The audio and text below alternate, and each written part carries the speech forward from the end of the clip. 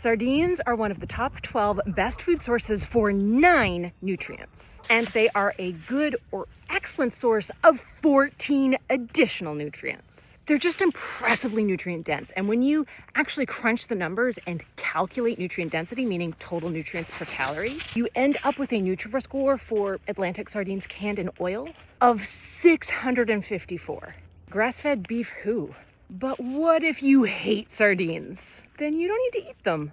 All of the nutrients in sardines are nutrients you can get from other foods, most easily from other types of seafood, so other types of fish or shellfish. But if you don't eat seafood, the omega-3s might end up being a bit of a challenge, so you might want to think about supplementing with algal oil, but all of those other nutrients you can still get from other foods. Might require combining a couple of foods, but I think that's one of the cool things about Nutrivore, a dietary philosophy focused on the goal of getting all of the nutrients our bodies need from the foods we eat. So my content is centered on understanding what nutrients do in the body and how they relate to health and disease, what foods have what nutrients, what are the standout superstars like sardines, but also just the eating patterns that help us get the full range of nutrients our bodies need without sweating the details. And because we're looking at the quality of the whole diet and judging that diet based on asking this simple question: did the sum of all of the nutrients contained within all of the foods that I ate today, when I add that together, did it meet or safely exceed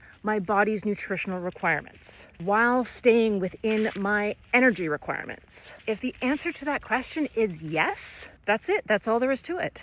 And when we take this whole diet approach to nutrition, understand that different foods contribute different nutrients, that a varied diet makes it easiest to get that full range of nutrients that our bodies need, while protecting us from overdoing things that are harmful in large quantities, like stop us from getting too much added sugar or too much sodium or too much saturated fat, or exceeding the acceptable daily intake level for preservatives and additives. When you take this approach, one of the very first, most obvious conclusions to draw is that there is no food you have to eat in order to have a healthy diet. And there's no food you have to avoid in order to have a healthy diet. So yeah, sardines are amazing. But if they're not your jam, that's okay.